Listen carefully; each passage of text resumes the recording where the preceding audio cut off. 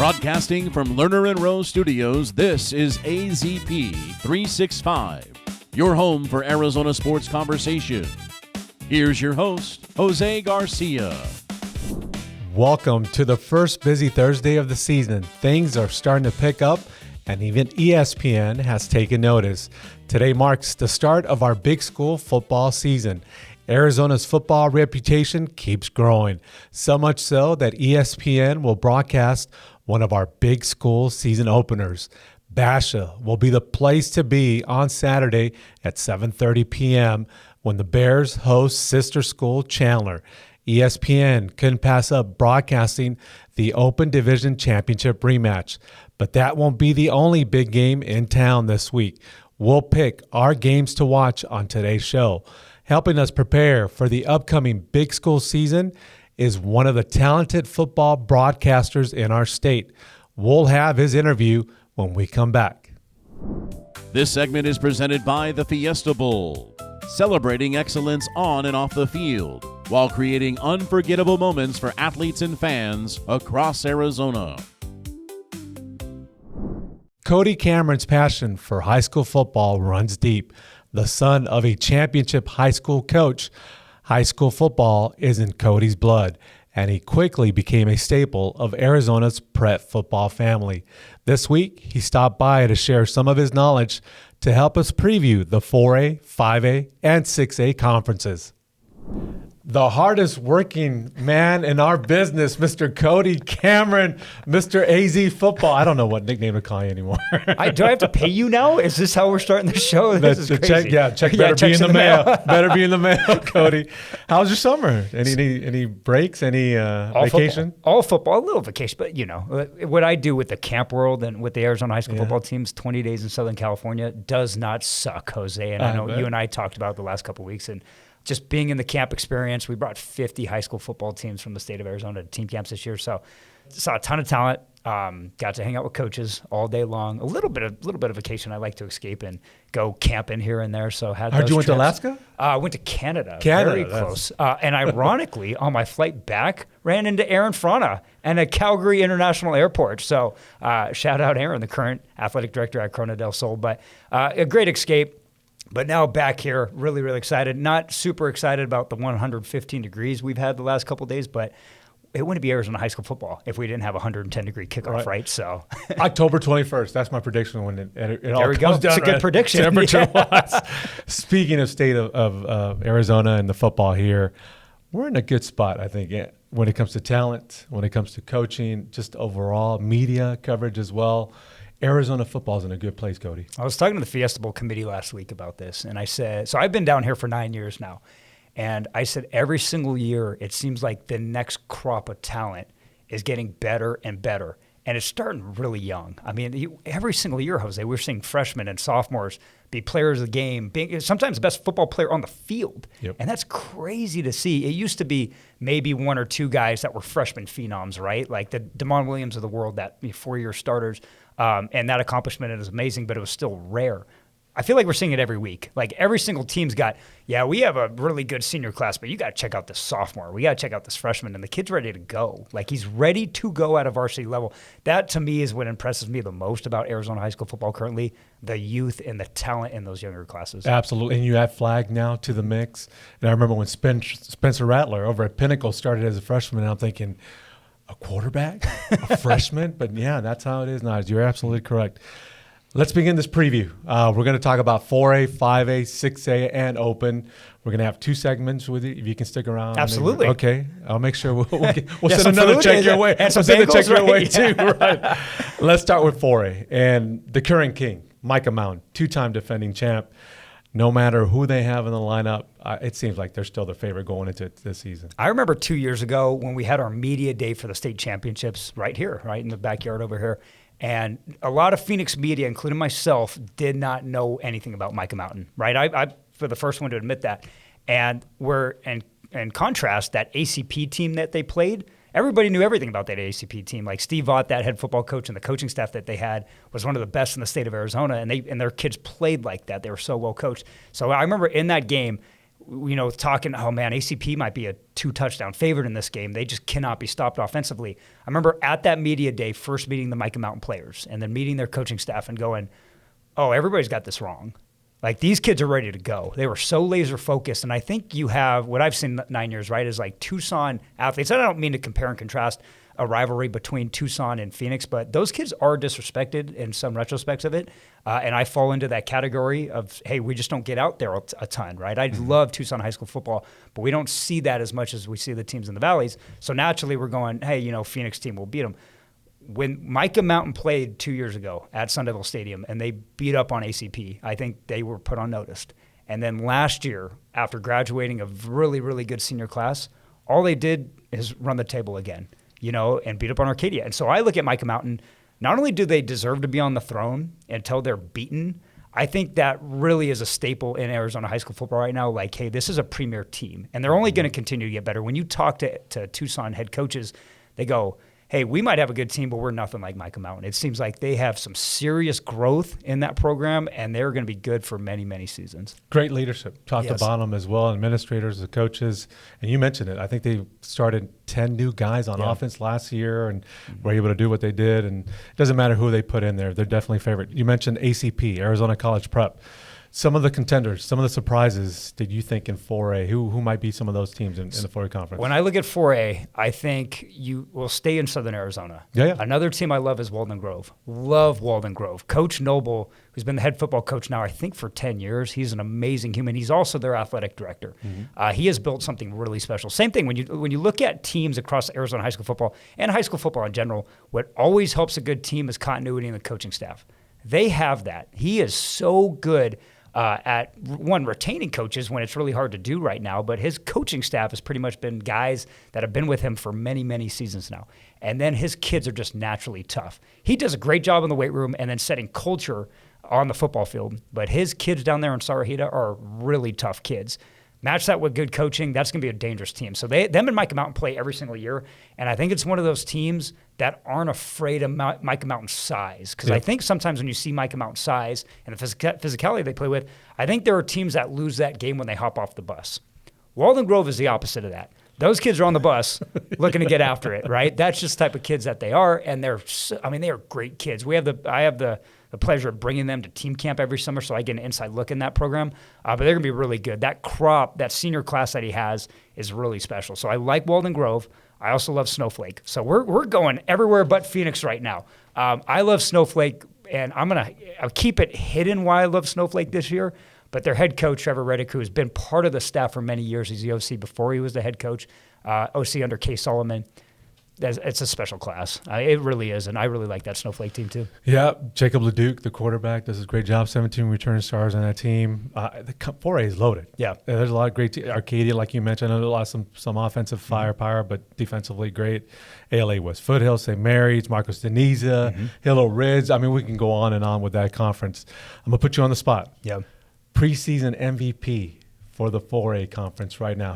Who's your pick? Well, you said the name. Jacob LeDuc. Hey. Jacob LeDuc is so the reason being, and we could go over all of the stats, I think it's the stuff that he prepared, the stuff that he accomplishes to prepare for the season. Tremendous student in the classroom. Really smart kid. But he's also a quarterback who runs track, and he takes track seriously. And I've been in this studio talking about why playing and competing in multiple sports makes you a better athlete. I remember that was, I think, a couple months ago now talking about that. It matters. Yep. Jacob LeDuc takes it seriously, and because of that, he's one of the top sprinters in the state of Arizona. And everybody's going to be like, wow, how does that translate to throwing a football on the offense? It matters because, one, you're competing, okay? You're just naturally a better competitor, and what's a more competitive position than the quarterback position, right? Also to mention, dual threat quarterbacks win games that they're not supposed to win because they get you out of third and situations that are, hey, we don't have a 3rd and 15 or a 3rd and 20 play in the playbook. No offense does, but his legs do, right? If they match you in a cover 0 or cover 1 and he burns an outside guy that's supposed to force, he's gone. He is not getting caught. To have a weapon like that at quarterback is huge. And then I already mentioned the intelligence of the kid too. So I think he's going to go out there. He's already been a top football player in the state in that conference for a couple of years. But he's so advanced now heading to his senior season. he is going to go out there and shred defenses, whether that be with his arm talent, with his leg talent, and just his intelligence. Like, that is a kid that is going to dominate this fall, and that is my preseason MVP. Great football family as well. And Snowflake, you know their story, started off at 3A and what they've done now, moving up to 4A. Moving on, speaking of moving on, let's move on now to the 5A conference. Another obvious choice, I think, for the preseason favorite, a loaded Desert Edge team. Yeah, Jose, I've been here for 9 years, and I think this is the best 5A conference we've ever seen.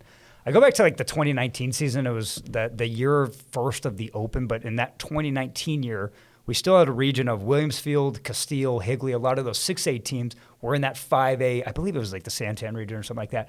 That was a really good 5A, really good. That year, Williamsfield played Campo in that state title game at Sun Devil Stadium.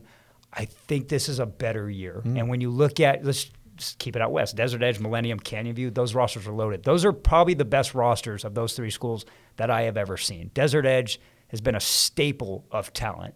They remind me of the 2018 through 2022 SWAL rosters, where it's like you look at the roster and every kid or every position group has a Division I offered player. Like, you look at the SWAL teams, you're like, oh my, they don't have a position here that doesn't have a kid with a D1 offer. Yep. That reminds me of current Desert Edge. A ton of respect for Coach Henry. Like, let's not get this twisted. Yes, they get a ton of kids that come in, but they develop just as many or even more, and he does a tremendous job in the weight room. Like, I that can't be said enough. Like, if you go to Desert Edge and you go watch them work in the weight room, their weight room ethic is incredible, and that's Coach Henry and their coaching staff. And so he does a great job with those kids. But, man, that team – and I want to say – yeah, they're the favorite, 100% favorite title, but you have Desert Mountain, who's the reigning champs, return probably one of the best secondaries in the state, and a Conrad Hamilton defense that is notorious for holding people under 20 to 14 points. So all that 5A is so good, Jose, like that top 8, when you look at it, any of them could win. Yeah, and Desert Mountain, Desert Edge, their quarterbacks had an injury last year in the quarterfinals. Desert Mountain also had an injury there, but they went on, obviously, and went on to win. You mentioned Desert Edge and just the job that they've done with homegrown talent. Of course, there's always transfers, but plenty of great homegrown talent there. There's sprints coaches as well. They do a lot of track and field. Besides Desert Mountain and Desert Edge, who are the two leaders right there in the 5A conference, any surprises, any other teams in the 5A conference? So I mentioned like Canyon View and Millennium. I think Lamar Early and Coach Alcantar have their best rosters. They're so good. I still love Horizon. I think Tyson Ditmore, what he has accomplished at Horizon in a program that when I got here, the line of coaching tree that's been a part of that program, some of the best head coaches in the state. Yes, sir. Ty Wisdom, you have Andy Litton, who are now proven top coaches in the state of Arizona, what they're accomplishing at 6A. Tyson Ditmore had no fall off at all. Like, he was able to maintain high excellence and then just continue to grow it. The kids at Horizon are so good, and the way they play football and how tough they are, especially on the defensive side of the ball, mixed with a good offensive scheme, they could beat any of those guys on any Friday just because of the sheer grit and how well they're coached. So I love that Horizon team. To me, if you want to use the phrase outside looking in because they're not listed in the top 4, that's fine. But I think when you get into that playoff bracket and that top 8, the 8 remaining, it should not be considered it will in the rankings be an upset, but if 8 beats 1 or 7 beats 2, it shouldn't shock anybody because of how loaded that group is. And that Horizon team, even despite its youth this year, I think they're very young. You're right. They're one of the favorites this year. Canyon View, Marana, too, even though they've been going through some things. And we'll talk a little bit more about them in a while. Millennium, Arizona College Prep. Another coaching change there, but another quality guy to bring in and lead that group. Yeah, I don't take too much away from scrimmages, but I was at their scrimmage with Perry, ALA Queen Creek, and ALA Gilbert. And that's a really, really good scrimmage to be a part of because you have tough teams to go against. I've known their head coach, Jacob Rudder, for quite some time. He was at Highland when I first got down here. And what he's been able to accomplish in his coaching tenure as an assistant and then a head track coach at ACP and at Highland, he's incredible. So it's first year as a head coach now for football. And he brings a toughness to that team. That team's always had toughness. I mean, like I said, that the coaching tree, that's been their same thing. Steve Vaught, that 2024 team was so good and that coaching staff was so good. But Rudder, with a little bit of the stuff that they were able to do at Highland and incorporate that at ACP, going back to that scrimmage that I saw, those kids got there. And if you lined up all 4 rosters down the line, you're probably not taking ACPs. It is what it is. But those kids showed and proved that not only did they belong on that field, the toughness of it. And so they scrimmaged Lake Gilbert, who was another top team in 5A, and they didn't skip a beat. I mean, those kids got after it. And we're talking the ones, because a lot of the ones they platoon, after 5 or 10 plays. And I texted Rudder the next day and said, man, that was really, really impressive. And it was only a couple drives, but those kids did not shy away from anything, and they brought it. So I think defensively that team's going to be just fine. And then offensively, they have a lot of new kids and a lot of new spots. They graduated a ton of seniors. But with game experience, they'll be right there, and they'll be a playoff team 100%. Your player of the year right now in 5A conference, a loaded 5A conference with a lot of D1 products everywhere. Who's the man right now? I appreciated Jose because he texted me that we were going to talk about this. So I appreciate that. You're giving away my secrets. Wait, it's not a secret because I'm here telling everybody I was looking, okay, well, it could be this guy. Oh, it could be this guy. The player I'm going to choose is a Desert Edge player. But even that, it's just like, well, how about this? How about Zarek Sidney? He's coming back from injury. How about Blake Roskoff? Like, there's so many guys. But I'm a defensive guy, sticking to the defensive side of the ball. Jelani George. So I talked to Coach Henry about this kid. He's a junior defensive end edge rusher, every bit of 6'5", 240, 235, 240. And I said, Coach, I don't think I've ever seen an edge prospect, whether 7-tech, 9-tech, wherever you line them out on the end of the line of scrimmage. I don't think I've ever seen a prospect look so college ready at the edge rushing position in the state of Arizona than Jelani George. And it's crazy that he has 2 more years of film to go. If you go to Atlanta, if you go to Florida, Southern California, Trinity League, all those guys have a player that you go, oh my, this guy looks like he's in college. And Arizona, we've had that a lot of times at quarterback because we're QBU, maybe a receiver. We've had, we had Bajan Robinson. But at defensive end edge rusher, it's always like, a year in the weight room. This. And that's totally fine. That's life. Jelani George looks like he's ready to go. And when you have someone like that, I'm talking at the college level, ready to go. Only a junior. And he's only a junior. The speed, his technique. If you remember Deshaun Warner, who graduated a couple of years ago from Desert Edge, there was comps of him, but Coach Henry was the first one to say, hey, they're 2 totally different players. Jelani's frame is a naturally, 20 to 25 pounds heavier, and he might be stronger, and he maintains the same speed as DJ. And when you hear those things and you see his size and you see him play, you're like, I don't know if there's an offensive tackle that can block this guy. You're going to have to double and triple team this guy. I think he's going to I hope he's going to stay healthy. Like, I'm going to speak that into it. He's going to stay healthy this year. If he plays a full season, and so 13 to 14 games, I think 20 sacks is accomplishable. I use the word easily. 20 sacks is incredible, but he's that type of player that can get 2 or 3 a game. He's going to be such a dominant force that he'll have wherever he wants to go to school, every single school in the country will want that kid. He's really special. I feel we can go on for an hour, but we only have so much time with you, Coach. We do have to take a break. Can you join us for another segment so we talk some 6A and open football? Absolutely. Let's rock. Excellent. We'll be right back.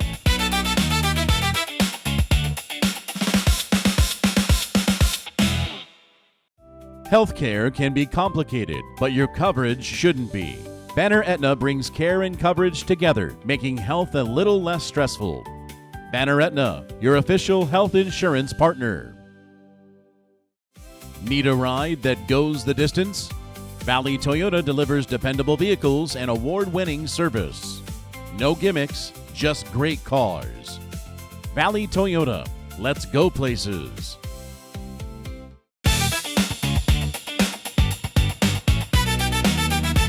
Welcome back to the show. It's time to get to the 6A conference. We're going to ask Cody for his 6A finalists. We're also going to talk about the Open and pick your 2 teams that are going to make the Open, because everything that you say comes to truth, right? Everything is I think I'm right correct. 10% of the time, 100% of the time, as I say. Let's go. Let's start off with 6A. Also, very loaded. We know Basha is the favorite there. Your thoughts on just the job that Chris McDonald has done since taking over that program? There's been coaches who coach top teams in 6A that have told me this year, if Basha doesn't win it, something went wrong. I've never seen a team with that much depth. Huge props to Coach Mack. I remember it was really not that long ago when Coach Mack in that Chandler Unified District was looking above at Hamilton, at Chandler, at the Perrys and going, how can we get there? How can we get there? Yep. Not only did they get there, they're on the mountain. and beating Liberty last year in the semis was such a get over the hump game where they hadn't been able to accomplish that in years past, and they did. And that, I think, was huge for the kids. If you talk to the team, that even having the state game against Chandler was obviously, they win the Open State and it's huge. But really solidifying themselves as the best team. And when you think of Arizona high school football, when you think of the Basha Bears, that's a huge accomplishment, and so much credit goes to Coach McDonald for that.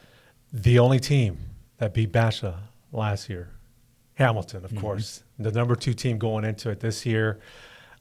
Big injury at the end of the last season, the regular season. The majority of the stars are back.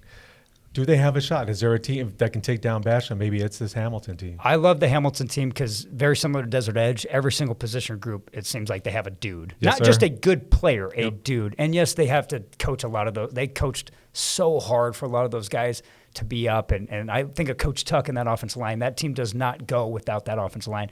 And what Coach Tuck is able to accomplish every single year in terms of development is so impressive to me.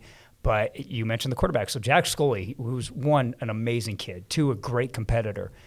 Back-to-back years of injuries, I can't even imagine going through that. And he's been able to go through that. He looks like he's cleared, ready to go. I just hope and pray that kid stays healthy. If he stays healthy, that team rolls, and it's a situation, too, where I don't think he has to do too much, right? Because they have so much talent around him, especially in the running back room. Skylar Cole and Devontae Roebuck are probably the best 1-2 punch at running back in the state. So Hamilton those kids look forward to playing Basha, and they can't wait to play Basha. And I love that. It's good for Arizona high school football when we have rivalries like that, especially in the same district. Obviously, with the Open, it's a little bit difficult sometimes to pick who's going to make the 6A final, but I'll put you in the spot again. If there's 2 teams that you think potentially might end up there, who are the 2 teams? So I look at Mesa Public Schools, and because you have your first 4, right? Everybody has Chandler, Basha, Hamilton, and Liberty as like that top 4. I don't think I've seen anything different. Then you get your next wave, and I think in that wave you have 3 Mesa Public Schools. You have Mesa High School, you have Red Mountain, you have Mountain View. All 3 amazing. All of them have great talent, and actually, a lot of those schools, they have maybe the top football player in position groups. Like I look at Mountain View, Preston Patterson at linebacker. He's incredible. Ty Kennedy up front. Red Mountain's defensive lineman Leonidas Tuatu. He would start at every single school in the state. Doesn't matter that they're not in Chandler Unified. Like those kids at Mesa Public Schools are amazing. Kingston Anatema might be the best athlete, best 2-way player in the state at Mesa. Yes. So I think that's the crop. So like you said, you never know. To me, they're destined for that playing game. You win, you advance, go play one of the 4 byes.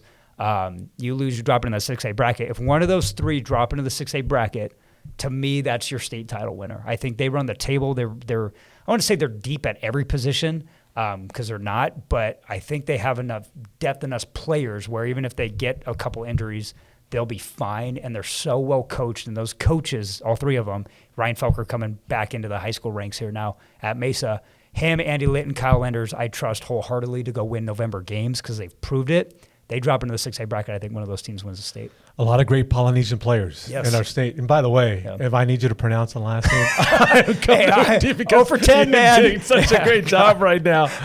Final question. Yeah. The Open.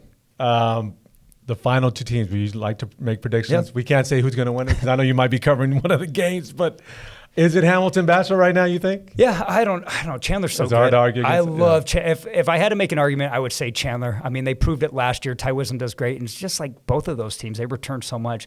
Will Mensel's Will Mensel. They have some running backs coming up that are amazing, but I love their defensive line.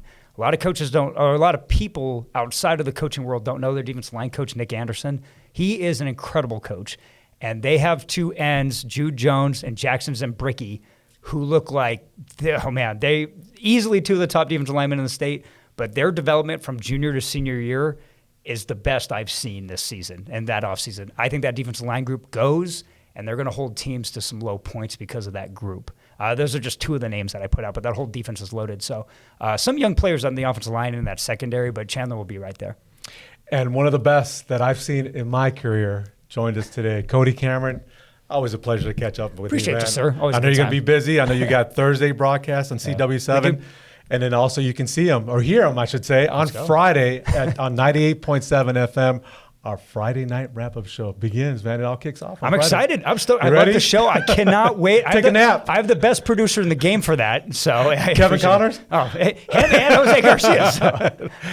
Well, you can hear him on Friday and also see him on TV on Thursday. He's everywhere, by the way. Unfortunately. We'll be right back. This segment is brought to you by Raising Cane's, home of the craveable chicken fingers, signature cane sauce, and fueling fans and athletes alike. Welcome back to the show. Thank you to the very busy Cody Cameron for allowing us to pick his brain. He's a big San Francisco 49ers fan, and we are too, because Perry High product Brock Purdy is the team starting quarterback. Arizona is known for producing some quality quarterbacks. The next batch is preparing to launch their seasons. We'll break down some of the best big school matchups of week 1 when we come back.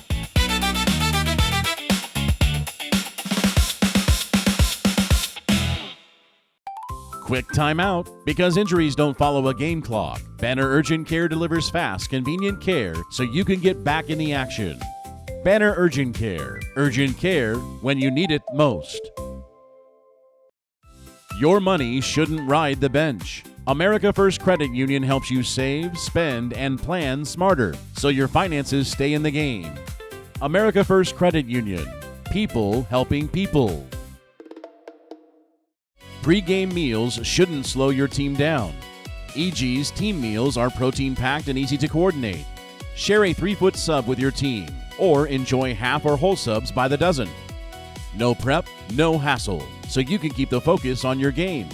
Order now on eat.egs.com.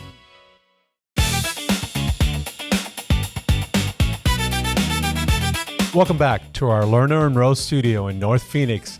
Tonight is the night that 4, 5, and 6A football players will run through banners and introduce themselves for the first time this fall.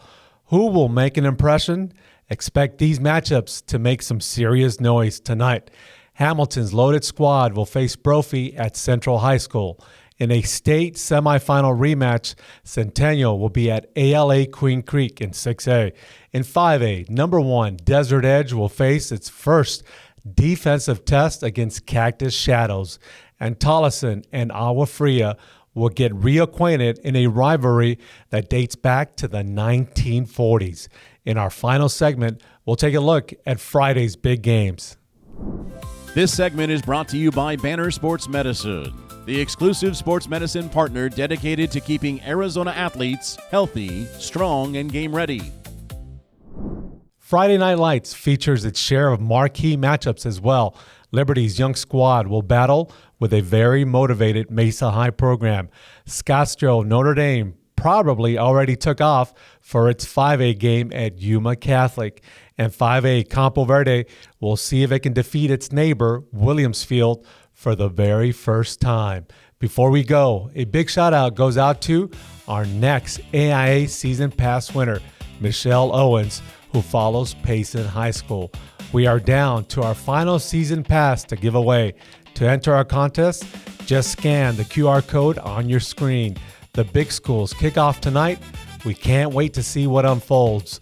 We'll see you next week on the AZP 365 podcast.